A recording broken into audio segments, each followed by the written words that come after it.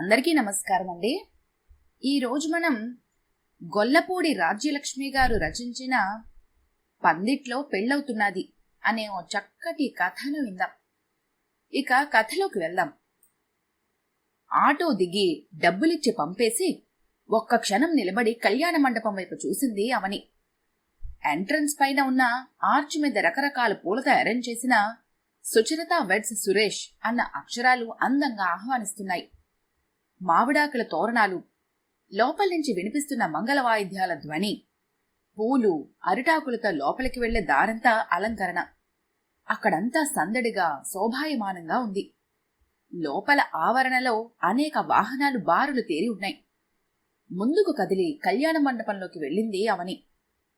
Hello అవని, రారా అంటూ ఎదురొచ్చింది శ్రీలక్ష్మి. ఒక్కదానివే వచ్చావేంటి? భార్గవ్ పిల్లలు ఏరి అంటూ ప్రశ్నార్థకంగా చూసింది. పిల్లలకు ఎగ్జామ్స్ అవుతున్నాయి లక్ష్మి. ఆయనకు అనుకోకుండా టూర్ ప్రోగ్రాం ఒకటొచ్చి పడింది ఆఫీస్లో. అందుకే రావటం కుదరలేదు అంది అవని. ఫోన్లే, నువ్వన్నా వచ్చావు, లోపలికి రా. అదిగో మన వాళ్లంతా అక్కడ కూర్చొనున్నారు. ముందు టిఫిన్ కాఫీ కానిచ్చిరా. టిఫిన్ సెక్షన్ పైన ఉంది, వెళ్ళు అంటూ. ఇంతలో ఎవరో రావటంతో వాళ్ళని ఆహ్వానించటానికి అటు వెళ్ళింది శ్రీలక్ష్మి. వేదిక ముందున్న కుర్చీలలో 4వ వరుసలో కూర్చున్న తన కొలీగ్స్ వైపు నడిచింది అవని. హాయ్ అవని, వెల్కమ్. నీకోసమే ఇందాకటి నుంచి ఎదురు చూస్తున్నాము అంటూ ఆహ్వానించి అవనికి కుర్చీ చూపించారు ఆమె కొలీగ్స్ కమ్ ఫ్రెండ్స్. బ్రేక్ఫాస్ట్ చేశావా అడిగింది మాలతి.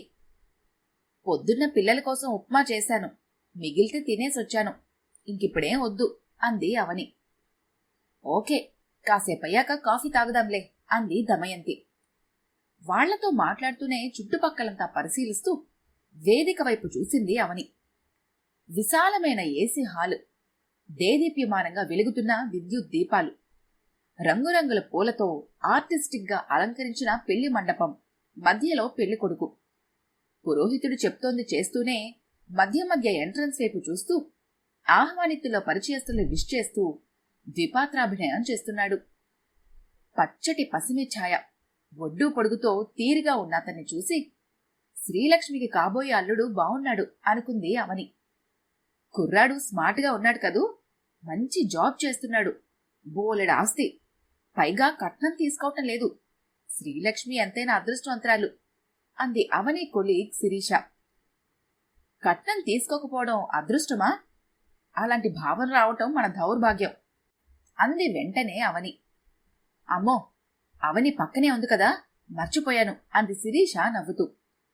హుష్, ఇది పెళ్లి మండపం. తల్లులారా, దీన్ని చర్చావేదిక చేయకండి, దయచేసి పెళ్లి చూడండి అంది దమయంతి నవ్వుతూ హాస్యంగా. తల్లులం కనుకే అల్లుళ్ళ గురించి ఆరాలు తీస్తున్నాము.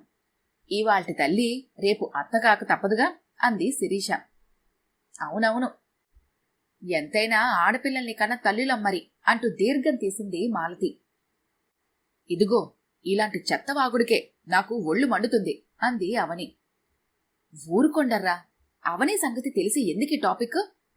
అదిగో అవని, ఆవిడే శ్రీలక్ష్మి వియ్యపురాలు. ఫుల్ మేకప్లో ఉంది. ఆ హెయిర్ స్టైలు, నగలు, ఆ చీర చాలా స్టైల్గా ఉంది కదూ అంది దమయంతి. తెగ వగలు వలకపోస్తోంది.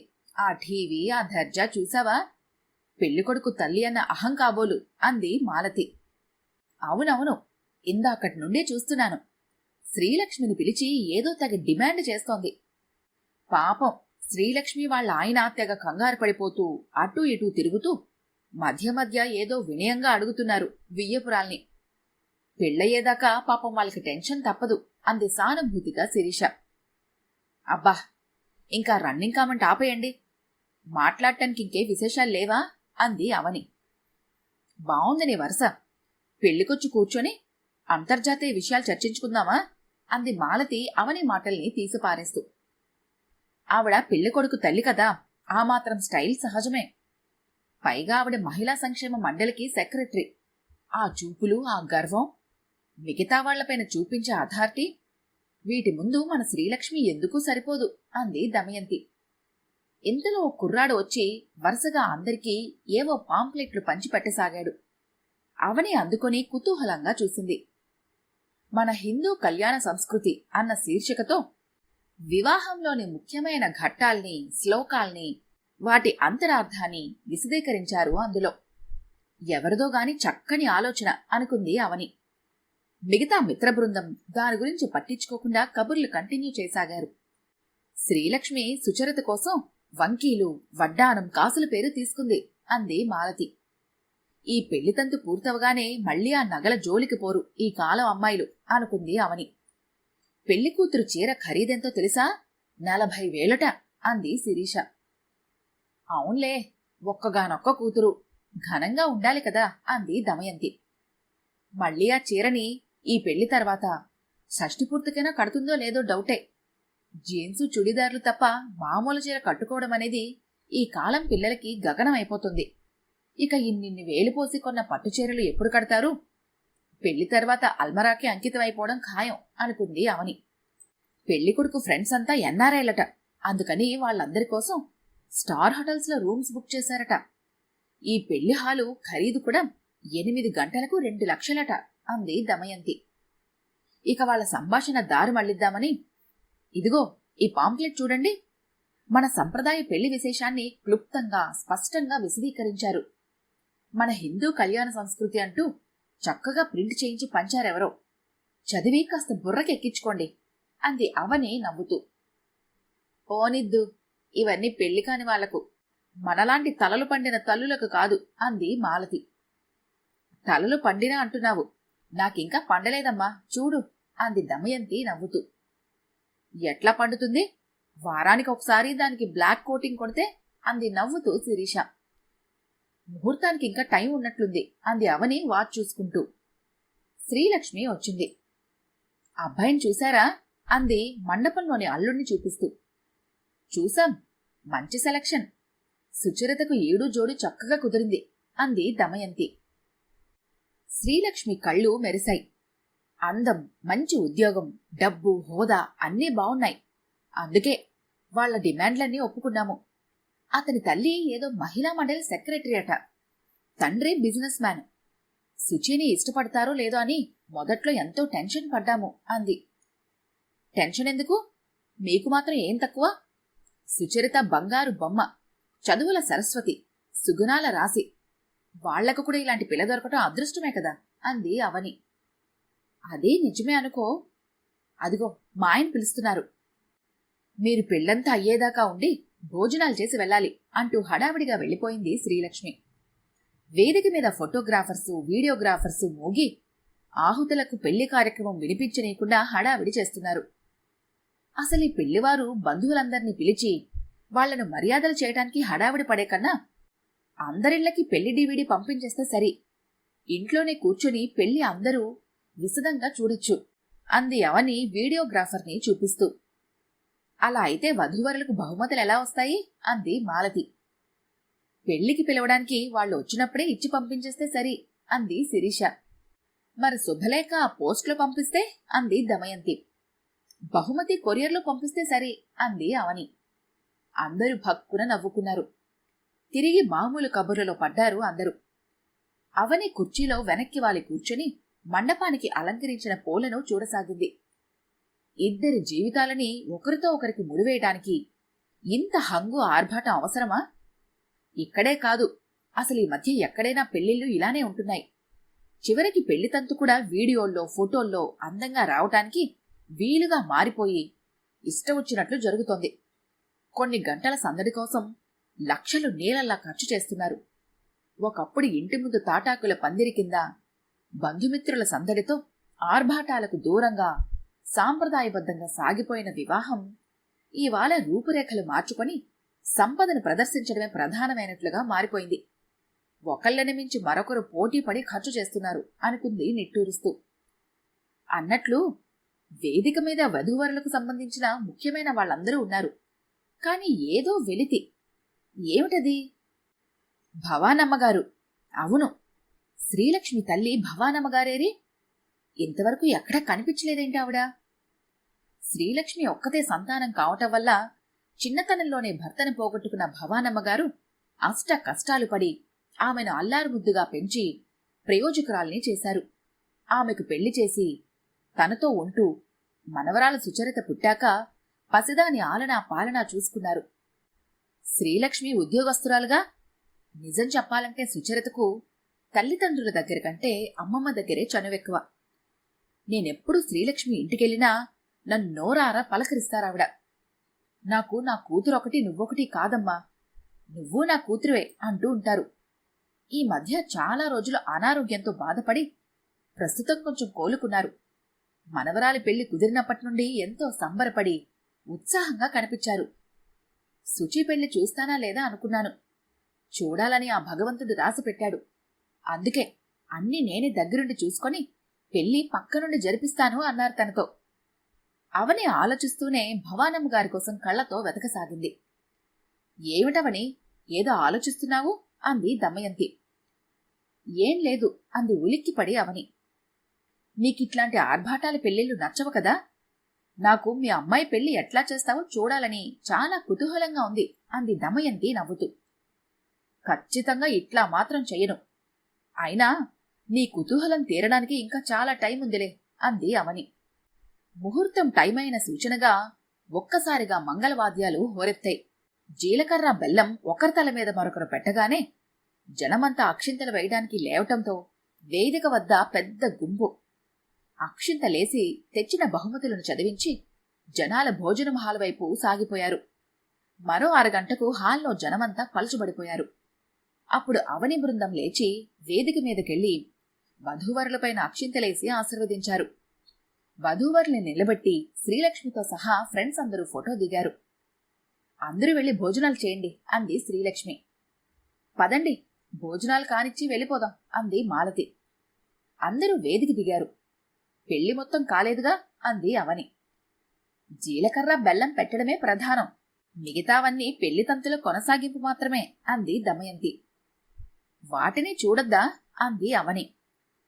ఇంకా మిగతా కార్యక్రమాన్ని చూడటానికి దగ్గర చుట్టాలు తప్ప ఎవ్వరూ మిగలరు. మనం వెళ్ళిపోదాం, మరీ లేట్ అయితే బస్సులు దొరకటం కష్టం. మనం మరీ దూరం వెళ్ళాలి అంది శిరీష. ఎక్కడొచ్చినా ఆదుర్దాయేనా? ఏదో ఒక్కరోజు రొటీన్ లైఫ్కు భిన్నంగా గడపడానికి ప్రయత్నించొచ్చుగా అంది అవని. మనం వచ్చిన పని అయిపోయింది కదా, ముహూర్తం చూశాము, అక్షింతలు వేశాము. ఇక వింద అరిగించి కొంప చేరితే సరిపోతుంది. రేపు మళ్లీ ఆఫీసు హడావిడి అంది శిరీష వాచ్ చూసుకుంటూ. అదే నిజమే అంటూ వత్తాసు పలికింది మాలతి. సరే, మీరు వెళ్ళి భోజనం చేసేయండి. నేను కొంచెం సేపు ఆగి శ్రీలక్ష్మితో తింటాను. నాకింటికి వెళ్లడానికి హడావిడేం లేదులే అంది అవని. వాళ్ళు వెళ్ళిపోయారు. తిరిగి పెళ్లి వేదిక పైకెక్కి అవని, మీ అమ్మగారేది లక్ష్మి, కనిపించనేలేదు అని అడిగింది శ్రీలక్ష్మిని. శ్రీలక్ష్మి మొహం కాస్త అసహనంగా మారింది. అంతలోనే సర్దుకొని, అమ్మా ఉంది, ఇదిగో ఇక్కడే ఎక్కడో ఉండాలే అంటూ పురోహితుడు పిలవటంతో అటు వెళ్ళింది. వేదిక దిగిన అవని కళ్ళు భావనమ్మగారి కోసం వెతుకుతూ ఒకచోట ఆగిపోయాయి. కాస్త దూరంలో ఎవరితోనో మాట్లాడుతూ నిల్చున్నామే, ఎవరు? ఆమె ఓ ఆకాంక్ష. ఇన్నేళ్ల తర్వాత ఇక్కడ అనుకుంది అవని సంభ్రమంగా. పెద్దగా నవ్వుతూ ఎవరితోనో మాట్లాడుతున్న ఆకాంక్ష వైపు నడిచి, ఎక్స్క్యూజ్ మీ, మీరు అంటూ ఆగింది అవని. ఎస్, నా పేరు ఆకాంక్ష, ఏం కావాలి అని అడిగింది ఆకాంక్ష. మునుప కంటే బాగా ఒళ్ళొచ్చింది. నుదుట కనిపించి కనిపించకుండా ఉన్న తలకుల బొట్టు, మెడకు చేతులకు భారీగా ఉన్న నగలు మెరుస్తున్నాయి.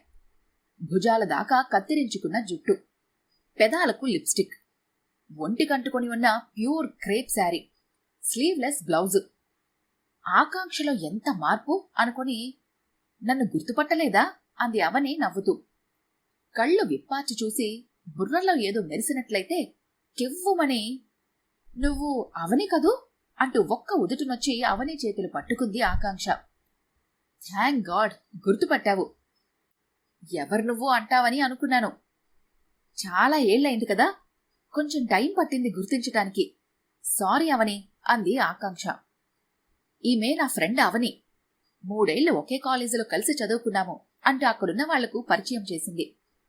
ఆధునిక అలంకరణ మాత్రమే కాదు, ఆకాంక్ష తల తిప్పడంలోనూ, కళ్ళు గమ్మత్తుగా ఆర్పుతూ మాటల్ని ఉచ్చరించే విధానంలోనూ ముఖం మీదకు వాలిపోతున్న జుట్టును వెనక్కి తొయ్యడంలోనూ, ఇలా ప్రతి కదలికలోనూ ఒక విధమైన స్టైల్ను కనపరుస్తోంది. తనకు తెలిసిన ఆకాంక్ష వేరు. పరికిని ఓణీతో, వాలుజడతో, బుట్ట లోలాకులతో, చేతుల నిండా గాజులతో, పావలాకాసంత బొట్టుతో కాలేజీకి వచ్చేది. ఇప్పుడు చూస్తే ఆధునిక పోకడలకు ప్రతీకగా ఉంది. అవని ఆకాంక్ష ఓ పక్కగా కూర్చొని కబుర్లలో దిగారు. పెళ్లికొడుకు సురేష్ మా అక్క కొడుకు. ఈ పెళ్లి కోసమే ఇండియాకొచ్చాడు. అనుకోకుండా నిన్ను కలవటం నిజంగా ఆశ్చర్యంగా ఉంది అంది ఆకాంక్ష. సుచరిత వాళ్ల మదర్ శ్రీలక్ష్మి, నేను ఒకే ఆఫీసులో పనిచేస్తున్నాము. తను నా బెస్ట్ ఫ్రెండ్ కూడాను అంది అవని. ఓ, మీరిక్కడే సెటిల్ అయ్యారా? మీ వారేం చేస్తుంటారు? ఎంతమంది పిల్లలు? ఏం చదువుతున్నారు? అంటూ ప్రశ్నలు గుప్పించింది ఆకాంక్ష. వివరాలన్నీ చెప్పి, ఇప్పుడు నీ గురించి చెప్పు అంది అవని. నా గురించంటే హాయిగా లండన్లో సెటిల్ అయ్యాను. మా వారక్కడ మంచి కంపెనీలో పనిచేస్తున్నారు. ఒక్కతే పాప అంది ఆకాంక్ష. మరి నువ్వేం చేస్తున్నావు అంది అవని. నేనా? ఏం చెయ్యట్లేదు. హాయిగా పాపను చూసుకుంటూ ఇంట్లోనే ఉంటున్నాను. అలాగా, సరేగాని మీ అక్కయ్య గారు మంచి సోషల్ వర్కర్ అని శ్రీలక్ష్మి చెప్పింది. ఏ విధమైన కార్యక్రమాల్లో పాల్గొంటారు అని అడిగింది అవని. అక్క ఉమెన్స్ క్లబ్ సెక్రటరీ. గృహహింస, వరకట్నం ఇలాంటి వాటితో వివిధ రకాలుగా పీడించబడుతున్న స్త్రీలకు సపోర్ట్నిస్తూ ఉంటుంది. అనాథ పిల్లల్ని మహిళా మండలి తరపున దత్తత తీసుకుని చదివిస్తూ ఉంటుంది. మా అక్క చాలాసార్లు ఎన్నో టీవీ ఛానల్స్లో ఇంటర్వ్యూలు ఇచ్చింది. చూడలేదా అంది ఆకాంక్ష. నేనంతగా టీవీ చూడను, టైం ఉండదు. ఇప్పుడెలా మారావో నాకు తెలియదు గాని అవని, మన కాలేజీ రోజుల్లో నువ్వు చాలా యాక్టివ్గా ఉంటూ స్త్రీలకు సొంత వ్యక్తిత్వం, ఆత్మాభిమానం ఉండాలని, పెళ్లి చేసుకుని పిల్లల్ని కనడం ఓ ఘనత కాదని, జీవితానికి ఒక ఉన్నత లక్ష్యం ఉండాలని, దాన్ని సాధించే వరకు ప్రయత్నించాలని ఎప్పుడూ అంటూ ఉండేదానివి అంది ఆకాంక్ష. నా అభిప్రాయాల్లో ఏ మార్పు లేదు. ఆచరణలో అంటావా? నాకున్న పరిధిలో నా చుట్టూ ఉన్నవాళ్ళని చైతన్యపరచాలని ప్రయత్నిస్తూ ఉంటాను. ఎక్కడ అన్యాయం, అరాచకం అనిపించినా మొహమాటం లేకుండా దాన్ని ఖండిస్తాను. ఉదాహరణకు ఈ పెళ్లినే తీసుకుందాము. కట్నం లేదు కదా అని పెళ్లిని గ్రాండ్గా చేయమని ఆడపెళ్లివారిని కోరారు మీ వాళ్ళు. కాని ఆలోచించు, కట్నం తీసుకోవడమే దురాచారమా? కట్నం వద్దని ఉదారత ప్రదర్శిస్తూ మరో వంక పెళ్లి ఘనంగా చెయ్యాలంటూ లక్షల్ని మంచినీళ్ళలా ఖర్చు పెట్టించి ఎవ్వరికీ ఏ విధంగా ఉపయోగపడకుండా డబ్బుని వృధా చేయించి ఇంత ఆడంబరం ప్రదర్శింపచేయటం ఆదర్శమా? ఏ రాయైతేనే పళ్ళు ఒడగొట్టుకోవటానికి అంది అవని. భలే దానివవని, వాళ్ళకి స్తోమత ఉంది కనుక ఖర్చు పెడుతున్నారు. ఇవాల్టి సొసైటీలో ఇది చాలా సాధారణమైన విషయం. అయినా నీ ఫ్రెండ్కి అంత కష్టంగా ఉంటే ముందే చెప్పాల్సింది. మా వాళ్ళు ఆలోచించుకునేవారు అంది ఆకాంక్ష ముఖం ముడుచుకొని సీరియస్గా. లేదు ఆకాంక్ష, నేను జనరల్ ఎగ్జాంపుల్గా చెప్పానంతే. నా ఫ్రెండ్ తన కష్టాలు నాకేం చెప్పుకోలేదు. ఇందులో తన ప్రమేయమేమీ లేదు అంది అవని వెంటనే. ఓహో, నీకే తనపై జాలన్నమాట. ఒకందుకు జాలి పడాల్సిందేలే. మా అక్క వాళ్ళ స్థాయికి తగ్గట్టుగా ఏర్పాట్లు, మర్యాదలు చేయలేకపోతున్నందుకు అంది అదోలా నవ్వి ఆకాంక్ష. ఆశ్చర్యంగా చూసింది అవని. తమ సంభాషణ దోవ తప్పుతోందని అర్థమైంది. మర్యాదలు జరగలేదా? ఏం లోపం చేసింది శ్రీలక్ష్మి అని అడగాలి అనిపించింది. చిలికి చిలికి గాలివానవుతుందేమోనని ఊరుకుంది. ఇంతలో వేదిక మీద కోలాహలం కనిపించింది. మాంగళ్యధారణ పూర్తయి తలంబరాల ఘట్టం మొదలైంది. నేను స్టేజ్ పైకి వెళ్తున్నానవని అంటూ లేచి వెళ్లిపోయింది ఆకాంక్ష. అటే చూస్తూ కూర్చుండిపోయిన అవనిలో ఆకాంక్షను చూడగానే కలిగిన ఆనందం తగ్గింది. ఏ చరిత్ర చూసినా అన్నట్టు ఈ మధ్య ఏ మనిషిని తరిచి చూసినా ఏముంది నేర్చుకోవటానికి?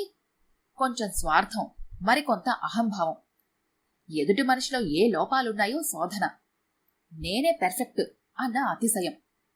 ఎదుటి వ్యక్తిలోంచి మంచినే గ్రహించటం, సుహృద్భావం, సామరస్యం ఇవన్నీ ఉంటే ఎంత చైతన్యం, ఎంత జీవం! అటువంటి వ్యక్తితో సంభాషించడం ఎంత బావుంటుంది అనిపించింది. అంతలోనే నిజమే కాని తను కూడా ఆకాంక్షలోని నెగటివ్ కోణాన్ని ఎందుకు చూస్తోంది? ఒక్క ఆకాంక్షలోనే కాదు, అన్నింటిలోనూ. అందుకే తన భర్త అంటూ ఉంటాడు, నీ గురించి నువ్వు చాలా ఎక్కువ అంచనా వేసుకుంటున్నావు, తగ్గించుకో అని. తనిలానే ఆలోచిస్తూ ఉంటే అందరికీ చెడ్డదై ఒంటరిదాన్ని అయిపోతావేమోనని ఆయన బాధ. అవని ఆలోచనల నుంచి తేరుకుని టైం చూసింది. మధ్యాహ్నం 2:30. శ్రీలక్ష్మి వచ్చి, ఇక్కడున్నావా? మన ఫ్రెండ్స్ అంతా భోంచేసి వెళ్ళిపోయారు. నువ్వు మాత్రం చివరి వరకు ఉండాలి. వెళ్ళావో చంపేస్తాను అన్నట్లు నువ్వెళ్ళి భోంచేసేయ్. నాతో తింటానని చెప్పావని మాలతి చెప్పింది. కాని నాకు చాలా లేట్ అవుతుంది. మగపిల్లివారి భోజనాల తర్వాతే మావి అంది. సరే అంటూ లేచిన అవనితో, భోజనం అయ్యాక అదిగో అక్కడ మన విడిది రూమ్ ఉంది, అక్కడికొచ్చే అని చెప్పి వెళ్ళిపోయింది శ్రీలక్ష్మి. భోజనమయ్యాక విడిది రూంలోకి వెళ్ళింది అవని.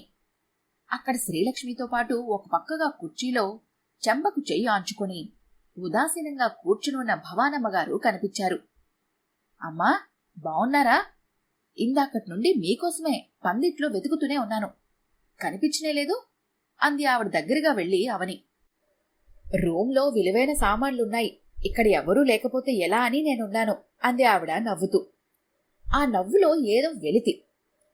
అంటే కాపలాగా మిమ్మల్ని కూర్చోపెట్టిందా లక్ష్మి అంది నవ్వుతూ అవని. ఆవిడ బలవంతంగా నవ్వుతూ, అదేం లేదులే అవని అంది. మనవరాల మీద అక్షింతలేశారా? లేదు, అక్కడంతా జనం ఉన్నారుగా, హడావిడి తగ్గాక వెళ్తాను అంది భవానమ్మ. పెద్దవారు, ముందు మీరు వాళ్ళని ఆశీర్వదించాలి. రండి, నేను తీసుకెళ్తాను. ఇక్కడ లక్ష్మి ఉందిగా అంది అవని చొరవగా. భవానమ్మ తలదించుకుంది. తన భావాలు అవని గమనించకూడదు అని. శ్రీలక్ష్మి తల్లిని తనతో వెళ్లమని చెప్పకపోవటం అవనికి ఆశ్చర్యం కలిగించింది. ఏదో అపరాధభావం, బాధ వీచిక భవానమ్మగారి ముఖంలో కదలాటం అవని దృష్టి దాటిపోలేదు. వధూవరులిద్దరూ ఏడూ జోడు బావున్నారు. పెళ్లి కూడా గ్రాండ్గా చేస్తోంది లక్ష్మి. ఇంక మీ మనవరాలు భర్తతో అమెరికా వెళ్ళిపోతుంది కదూ. ఇన్నాళ్ళు ఎంతో అల్లారుముద్దుగా చూసుకున్నారు. ఇక మీకు తోచదేమో అంది అవని. భవానమ్మ ముఖంలో విచారం కమ్ముకుంది. కళ్లల్లోంచి నీరు బొటబొటా కారసాగాయి. ఓ, అయితే ఇందుకన్నమాట మీరు ఇంత డల్గా ఉన్నారు. అయినా ఇలా ఒంటరిగా కూర్చుంటే దిగులు మరింత పెరుగుతుంది. రండి, అలా నలుగురిలో ఉంటే కాస్త తెరిపిగా ఉంటుంది అంది అవని ఆవిడ భుజం మీద చెయ్యేసి. లేదులే అవని, నేనిక్కడే ఉంటాను, బలవంత పెట్టద్దు అంది కళ్ళు తుడుచుకుంటూ. ఇంతలో శ్రీలక్ష్మి ఏదో సామాను తీసుకుని బయటకెళ్ళింది. ఇది మీ ముద్దుల మనవరాలు పెళ్లి. మీరిలా దిగులుగా ఉన్నారని తెలిస్తే శుచికి ఆనందంగా ఉంటుందా? అనునయంగా అంది అవని.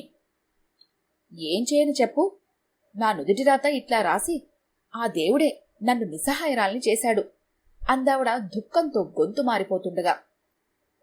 పెద్దవారు, అన్నీ తెలిసినవారు. రెక్కలొచ్చాక పిల్లలు ఎగిరిపోవటం సహజం. ఇలా డీలా పడిపోతే ఎలా అంది అవని. అయ్యో అవని, నా మనవరాలు గురించి కాదమ్మా నా బాధ. నా మనసు తూట్లు పడేలా చేసింది అదిగో ఆవిడే, సరళాదేవి అంటూ గది గుమ్మం వైపు చూపించింది. గుమ్మం బయట లక్ష్మితో మాట్లాడుతూ పెళ్లికొడుకు తల్లి సరళాదేవి ముఖాన గంటు పెట్టుకుని ఉంది. ఏమైందమ్మా? ఆవిడ మిమ్మల్ననే పరిస్థితి ఎందుకొచ్చింది అంది ఆశ్చర్యంగా అవని.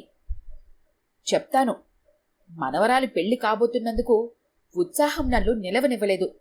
ఎంతో సంబరపడ్డాను. శుచితో షాపింగ్కెళ్ళి దానికి పెళ్లి పట్టు చీరలు సెలెక్ట్ చేశాను. దానికి పెట్టాల్సిన నగలు నేనే సెలెక్ట్ చేశాను. సుచరితకి అన్నీ చాలా నచ్చాయి. అది తెలిసి సరళాదేవి మా ఇంటికొచ్చి శ్రీలక్ష్మిని నిలదీసింది. విధవరాలతో పెళ్లి పనులు చేయిస్తున్నారా? ఎంత అశుభం! మీ కూతురు నిండు సౌభాగ్యంతో ఉండాలని మీకు లేదా అంటూ శ్రీలక్ష్మి ఎంత నచ్చ చెప్పినా వినకుండా నేను చెయ్యి పెట్టినవన్నీ వద్దని మళ్లీ చీరలు నగలు వేరే కొనిపించింది. చాలా బాధపడ్డాను. ఇందాక పెళ్లిలో కూడా గౌరీ పూజ చేస్తున్న శుచి దగ్గరకు చెప్పులతో వచ్చిన సరళాదేవిని, కాస్త చెప్పుల్ని బయట విడిచిరా అమ్మా, ఇది పూజ కదా అన్నాను. అందులో ఏం తప్పుంది చెప్పు? ఆవిడ ఇంతెత్తున ఎగిరి నా పైన మండిపడింది. ఇన్ని చెప్పే మీరు ఇలాంటి శుభకార్యానికి ముందు ఉండొచ్చా? పెళ్లి కుదిరినప్పటి నుండి చూస్తున్నాను. ప్రతి సందర్భంలోనే మీ ముఖమే కనిపిస్తోంది. మీకు అసలు అర్హత ఉందా అంది. అంతమందిలో అలా అనేసరికి బిక్క చచ్చిపోయాను. శ్రీలక్ష్మికి 7 ఏళ్లప్పుడు పోయారాయన. అది వృద్ధిలోకొచ్చి జీవితంలో స్థిరపడి దానికి శుచి పుట్టాక దాని ఆలన పాలన చూస్తూ ఆనందపడ్డాను. ఈ నేలలో ఎప్పుడు నా స్థానం ఏమిటో, నా అర్హత ఏమిటో తెలుసుకోవాల్సిన పరిస్థితి ఏర్పడలేదు. పసుపు కుంకాలు కోల్పోయిన స్త్రీకి సమాజంలో ఈ విధంగా నగుబాటు ఉంటాదని విన్నాను. కాని స్వయంగా ఇప్పుడు అనుభవిస్తున్నాను. అమ్మాయి, నువ్వేదో ఆడవాళ్ల హక్కుల కోసం పోరాడతావని, సమాజ సేవకివని మా అమ్మాయి చెప్పింది. అలాంటి నువ్విలా మాట్లాడచ్చా అన్నాను బాధగా. ఎలా మాట్లాడాలి? సమాజాన్ని ఉద్ధరించే ముందు నా కుటుంబాన్ని ఉద్ధరించాలిగా. నా కొడుకు చల్లగా ఉండాలని నేను కోరుకోవటంలో తప్పే ఉంది. అందుకేలా అన్నాను. అయినా ప్రతిదానికి ముందు మీరొచ్చేస్తారెందుకు అంది సరళాదేవి విసురుగా. నిర్ఘాంతపోయాను. కుటుంబాన్ని ఉద్ధరించడం అంటే ఇదా? సరళ లక్ష్మితో, చూడండి, నాకు సెంటిమెంట్స్ ఎక్కువ. వాటిని హట్ చేస్తే ఊరుకోను. ఏదైనా చెప్పదలుచుకుంటే మీరు మాట్లాడండి, ఆవిడ కాదు అంటూ రుసరుసలాడింది. శ్రీలక్ష్మి నా మీద చిరాకు పడింది. ఏంటమ్మా ఇదంతా? పెళ్లి పూర్తయ్యేదాకా నువ్వేం మాట్లాడకుండా పక్కన కూర్చో అంది. నా కూతురలా అందని నాకేం బాధ లేదు. దాని భయం ఆందోళన దానిది. పెళ్లి సక్రమంగా జరిగి కూతురు అత్తారింటికి వెళ్లేదాకా దాని టెన్షన్ దానికి ఉంటుంది కదా. నా వల్ల దానికి ఏ సమస్య రాకూడదనే ఈ గదికే అంకితం అయిపోయాను అందావిడ కళ్ళ నిండా నీళ్లతో. అవాక్కయింది అవని. కాసేపయ్యాక తేరుకుని, చూడండమ్మా, సంస్కారం లేని వాళ్ళని చూసి మనం జాలి పడాలి. పరుషమైన మాటలతో ఎదుటి వ్యక్తిని గాయపరచడమే ఆధిక్యత అనుకోవడం శాడిస్టు నైజం. అలాంటి వాళ్ళని లెక్క చేయటం అసలు వేస్ట్. పందిట్లోకి పదండి, నేను మీతో ఉంటాను. మీకే సమస్య రాదు, నేను చూసుకుంటాను అంది అవని. ఇంతలో శ్రీలక్ష్మి మొహం వేలాడేసుకుని లోపలికొచ్చింది. అమ్మ చెప్పే ఉంటుంది నా పరిస్థితి. సరళాదేవిని చూశావు కదా, మేమేదో చేతకాని అసమర్థులమైనట్లు ప్రతిదానికి మా పైన చిందులు తొక్కుతోంది. అంతెందుకు, ఇందాక భోజనానికి రమ్మని బొట్టు పెట్టి ప్రత్యేకంగా ఆమెకు నేను చెప్పలేదట. నేను బిజీగా ఉండటంతో ఆ పని నేను మా ఆడపడుచు కూతురికి అప్పచెప్పాను. జరిగిందానికి నేనెన్నిసార్లు సారీ చెప్పినా వినిపించుకోదే. మీరు తినమని చెప్పకపోయినా తినటానికి లేకి మనుషులు అనుకున్నారా అంటూ వాదన మొదలుపెట్టింది. అమ్మని అడుగడుక్కి అవమానిస్తోంది. ఏంటో అవని, ఇది పెళ్లిలా లేదు, యుద్ధంలా అనిపిస్తోంది. ఒక్కగానొక్క కూతురికి పెళ్లి ఎంతో వైభవంగా సరదాగా చెయ్యాలని ఉత్సాహపడ్డాము. మహిళలను ఉద్ధరిస్తానంటుంది. ఇక్కడ చూస్తే బిహేవియర్ ఇలా ఉంది. ఎదుటి వాళ్ళకి చెప్పేందుకే నీతులని ఈవిడిలాంటి వాళ్ళని చూసి అనుంటారు అంటూ కళ్ళనీళ్లు పెట్టుకుంది శ్రీలక్ష్మి. అన్నీ ఉన్న ఆకు అణిగిమణిగి ఉంటుంది, ఏమీ లేనిది ఎగిరెగిరి పడుతుంది అంటారు. ఆవిడ మాటలేం పట్టించుకోకు, నువ్వేం చేయదలుచుకున్నావో అదే చెయ్యి అంది అవని అనునయిస్తూ. ఏం చేయడానికి నాకు బుర్ర పనిచేయటం లేదు అని కళ్ళు తుడుచుకొని, వస్తాను, అక్కడ కార్యక్రమం చూడాలిగా అంటూ వెళ్ళింది. లక్ష్మి దగ్గర నువ్వు ఉండరాదా అవని? కాస్త దానికి ధైర్యంగా ఉంటుంది అంది భవానమ్మ. ఉంటాను, కాని ఆ సరళాదేవి ఏదైనా చెత్తవాగుడు వాగితే నేను మాత్రం చూస్తూ ఊరుకోలేను. ఎదురు చెప్తాను. అనవసరంగా నా వల్ల మన వాళ్ళు ఇబ్బందుల్లో పడతారేమోనని. పర్వాలేదు, పొద్దుటి నుండి చూస్తున్నాను. వాళ్ల ప్రవర్తనకు నా మనసు మండిపోతుంది. మెత్తగా ఉంటే మరింత మొత్తాలని అనిపిస్తుంది. వెళ్ళు, మరేం పర్వాలేదు. నాకు నా కూతురు కంటే ఎవరు ఎక్కువ కాదు. అది ఇందాక కళ్ళనీళ్లు పెట్టిందంటే దాని మనసు ఎంత క్షోభపడిందో అంది. అవని పెళ్లి మండపం దగ్గరికి వెళ్ళింది. అగ్నిహోత్రం, పురోహితుడు, మంత్రాలతో వధూవరులు బిజీగా ఉన్నారు. వాళ్ల పక్కనే సరళ దంపతులు కుర్చీలో కూర్చొని ఉన్నారు. వాళ్లకు దగ్గరలోనే లక్ష్మీ దంపతులు నిలబడే ఉండి ఏ క్షణాన ఏం కావాల్సొస్తుందో అన్నట్లుగా అలర్ట్గా ఉన్నారు. అవని 2 కుర్చీలు ముందుకు లాగి, లక్ష్మి, ఇలా రండి మీరిద్దరు. మీకు నిలువు జీతం ఎవరైనా ఇస్తున్నారా ఏమిటి? వచ్చి కూర్చోండి అంది. అన్యమనస్కంగా వచ్చి కూర్చున్నారు ఇద్దరు. చుట్టూ పరికించి చూసింది అవని. కాస్త దూరంలో పెళ్లికొడుకు తరపు వారి జనాలు గుంపులోంచి నవ్వులు కేకలు వినిపిస్తున్నాయి. కుర్రకారంతా ఓ చోట చేరారు. పెళ్లి అంతరార్థం గురించి ఉదయం పంచిన పాంప్లెట్స్ వాళ్ళ చేతుల్లో ఉన్నాయి. దాన్ని చదువుతూ వ్యాఖ్యానిస్తూ పెద్దగా నవ్వుతున్నారు. ఆ పాంప్లెట్లోని శ్లోకాల్ని, వాటి అర్థాల్ని విడదీసి నోటుకొచ్చిన భాష్యాల్ని చెప్పుతూ ఎగతాళి చేస్తూ చీల్చి చెండాడసాగారు. అవనిలో అసహనం పెళ్లిబికింది. లేచి వాళ్ల దగ్గరికెళ్ళింది. చూడండి, మీరు వరుడికి ఏమవుతారో నాకు తెలీదు. మీకు పెళ్లి పట్ల, మన సంప్రదాయం పట్ల గౌరవం లేకపోయినా పర్వాలేదు, దాని అవహేళన మాత్రం చేయకండి. దాన్ని గౌరవించే వాళ్ల మనోభావాల్ని కించపరిచే వ్యాఖ్యలు చేయటం సంస్కారవంతుల లక్షణం కాదు అంది. వాళ్ళందరూ ఒకళ్ళ ముఖాలొకళ్ళు చూసుకున్నారు. అందులో ఒక అతను, ఏదో సరదాగా టైంపాస్కి అన్నాడు. సరళాదేవి లేచొచ్చింది. ఏంటి, ఏమైంది అంటూ. ఏం లేదా ఆంటీ, ఈవిడెవరో మాకు నీతులు చెప్తోంది అన్నాడు ముఖాన గంటు పెట్టుకొని. నీతులా? ఎందుకు? ఏం చేశారు మీరు అంది సరళాదేవి అర్థం కాక. పిల్లలు తెలియక తప్పు చేస్తూ ఉంటే తెలియజెప్పాలిగా, అందుకే చెప్పాను. ఓవైపు సంప్రదాయబద్ధంగా పెళ్లి జరుగుతుంటే ఆ పెళ్లి మంత్రాలను వీళ్ళు అవహేళన చేయటం తప్పు కదా అంది. తప్పుల మీద తప్పులు చేస్తోంది మీరు. ఏదో సరదాగా వాళ్ళు జోక్స్ వేసుకుంటుంటే మీ సంప్రదాయం మైలపడిపోతుందా అంది గుడ్లెర్ర చేస్తూ సరళ. అవనికి చిర్రెత్తుకొచ్చింది. మా సంప్రదాయమా అంటే దాని గురించి మీకే పట్టింపు లేదా? అలాంటప్పుడు ఆ భర్తను కోల్పోయిన పెద్దావిడిని పట్టుకొని అంతలేసి మాటలంటూ ఎందుకు అవమానించారు? ఎదుటి వాళ్ళ గురించి వేలెత్తి చూపించేటప్పుడు మనల్ని గురించి మనమోసారి అవలోకనం చేసుకుంటే బావుంటుంది అనేసింది. అంటే ఆ భవానమ్మగారి తరపున వకాల్తా పుచ్చుకొనొచ్చి కావాలని తగు పడుతున్నావా? పొమ్మనలేక పొగ పెట్టారన్నమాట. వియ్యాలవారు నీ చేత అనిపిస్తున్నారా అంది సరళ పెద్దగా. ఎక్కడి వాళ్ళక్కడ బొమ్మల్లా ఆగిపోయి సరళని అవరిని చూడసాగారు. మీ గురించి మీ చెల్లెల ఆకాంక్ష ద్వారా చాలా విన్నాను.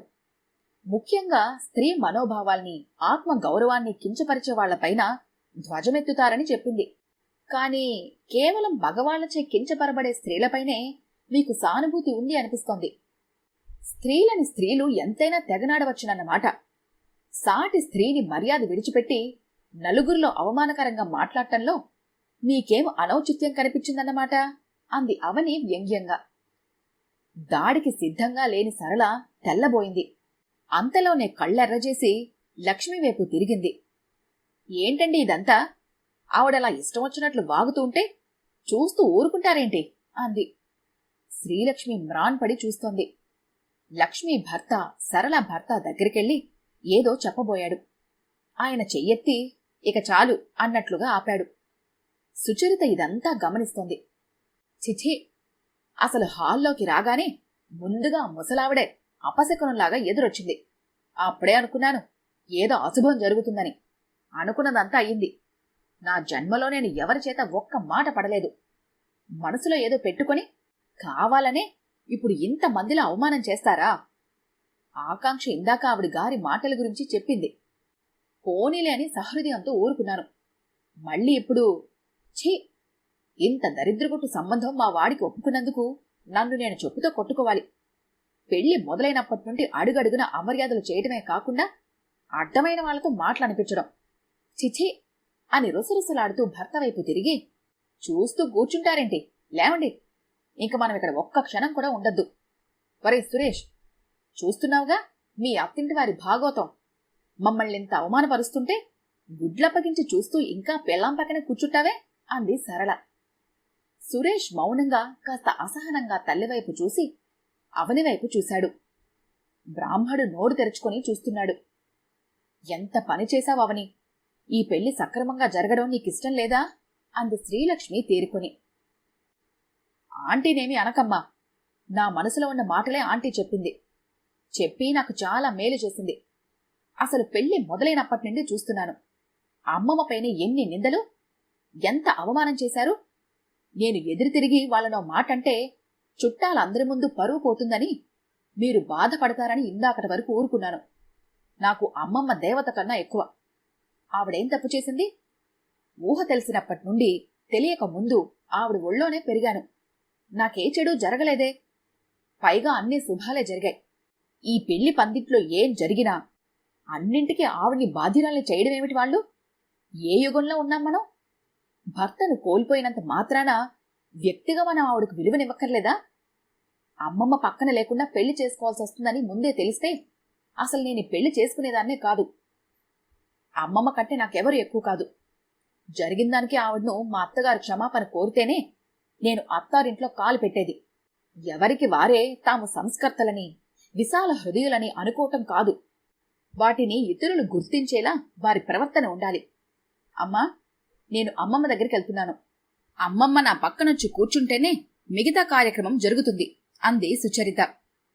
శభాష్ సుచి, నీలాంటి ఆడపిల్లలే కుహన ఆదర్శాల్ని పెంచి పోషిస్తున్న ఈనాటి సమాజానికి 100 1000 కావాలి అనుకుంది అవని ఆనందం చెమర్చిన కళ్ళతో. సరే అమ్మా, ఇక మీరు బయలుదేరండి. నేను పెళ్లితంతంతా ముగించుకొని నా భార్యను వెంట పెట్టుకుని ఇంటికొస్తాను అని నిదానంగా స్పష్టంగా చెప్పి వేదిక దిగి తన భార్య చెయ్యందుకొని భవానమ్మగారి గదివైపు సాగిపోతున్న వధూవరులను చూసి అందరూ రాతి బొమ్మల్లా నించుండిపోయారు. భర్తందించిన సహకారం కన్నా నాకింకేం కావాలి అన్నట్టుగా సుచరిత కళ్లే చెప్తున్నాయి. ఈ కథ కనుక మీకు నచ్చినట్లయితే లైక్ చేయండి, షేర్ చేయండి. మరిన్ని ఇంట్రెస్టింగ్ కథల కోసం మా ఛానల్ని తప్పకుండా సబ్స్క్రైబ్ చేసుకోండి.